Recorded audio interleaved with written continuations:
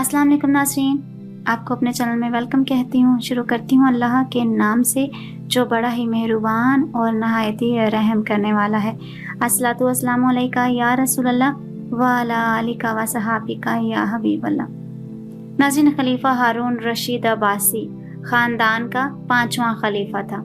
अब्बासियों ने तवील अरसे तक इस्लामी दुनिया पर हुकूमत की, लेकिन इनमें से शोहरत सिर्फ हारून रशीद को नसीब हुई।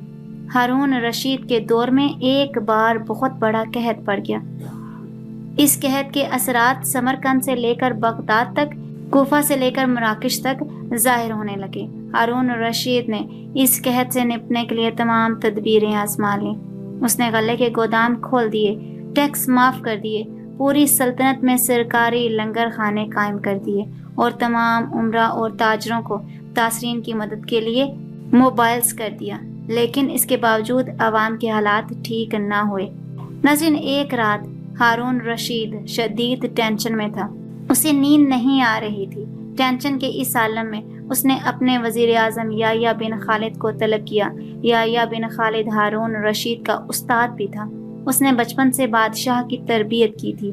हारून रशीद ने याह्या खालिद से कहा, उस्ताद मोहतरम, आप मुझे कोई ऐसी कहानी, कोई ऐसी दास्तान सुनाइए जिसे सुनकर मुझे करार आ जाए। याह्या बिन खालिद मुस्कुराया और अर्ज किया, बादशाह सलामत, मैंने अल्लाह के किसी नबी की हयात तैयबा में एक दास्तान पढ़ी थी। दास्तान मुकद्दर, किस्मत और अल्लाह की रज़ा की सबसे बड़ी शानदार तशरीह है। आप अगर इजाज़त दें तो मैं वो दास्तान आपके सामने दोहरा दूं। बादशाह ने बेचैनी से फरमाया, या उस्ताद फौरन फरमाइए, मेरी जान हलक में अटक रही है। याह्या खालिद ने अर्ज किया, किसी जंगल में एक बंदरिया सफर के लिए रवाना होने लगी। उसका एक बच्चा था। वो बच्चे को साथ नहीं ले जा सकती थी। चुनाचे वो शेर के पास गई और इससे अर्ज किया, जनाब, आप जंगल के बादशाह हैं, मैं सफर पर रवाना होने लगी हूँ। मेरी ख्वाहिश है आप मेरे बच्चे की हिफाजत अपने जिम्मे ले लें। शेर ने हामी भर ली। बंदरिया ने अपना बच्चा शेर के हवाले कर दिया। शेर ने बच्चा अपने कंधे पर बिठा लिया। बंदरिया सफर पर रवाना हो गई। अब शेर रोजाना बंदर के बच्चे को कंधे पर बिठाता और जंगल में अपने रोजमर्रा के काम करता रहता। एक दिन वो जंगल में घूम रहा था कि अचानक आसमान से एक चील ने डाई लगाई, शेर के करीब पहुंची, बंदरिया का बच्चा उठाया और आसमान में गुम हो गई। शेर जंगल में भागा दौड़ा, लेकिन वो चील को ना पकड़ सका। याह्या खालिद रुका।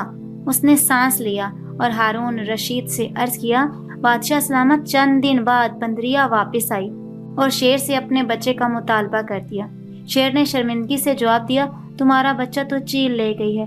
बंदरिया को गुस्सा आ गया। उसने चिल्लाकर कहा, तुम कैसे बादशाह हो? तुम एक इमानत की हिफाजत नहीं कर सके? तुम इस सारे जंगल का निजाम कैसे चलाओगे?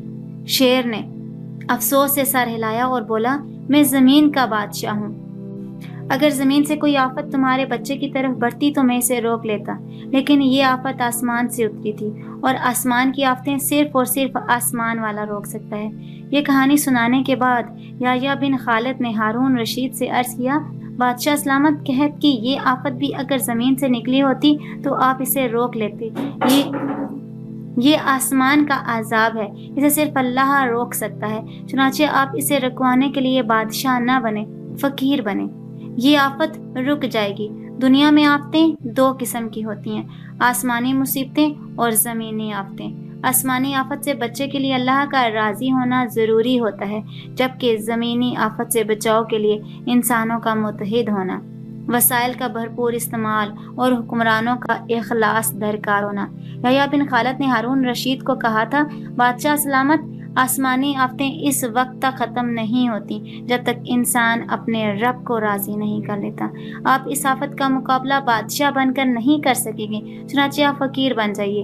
अल्लाह के हजूर गिड़गिड़ाइए, इससे तौबा कीजिए, इससे मदद मांगिए। दुनिया के तमाम मसाइल और इनके हल के दरमियान सिर्फ इतना फासला होता है जितना माथे और जाए नमाज में होता है। लेकिन अफसोस अफसोस, हम अपने मसाइल के हल के लिए 7 समंदर पार तो जा सकते हैं, लेकिन माथे और जाए नमाज के दरमियान मौजूद चंद इंच का फासला तय नहीं कर सकते।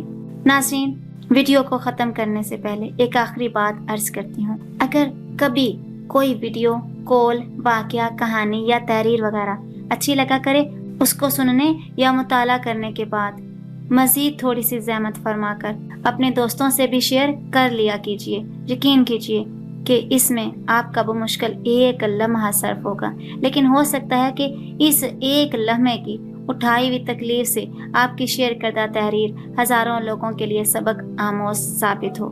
آج کی اس ویڈیو میں اتنا ہی۔ اپنا بہت سا خیال رکھیے گا، مجھے اپنی دعا میں یاد رکھنا مت بھولیے گا۔ ملتے ہیں اگلے ویڈیو میں، تب تک کے لیے اللہ حافظ۔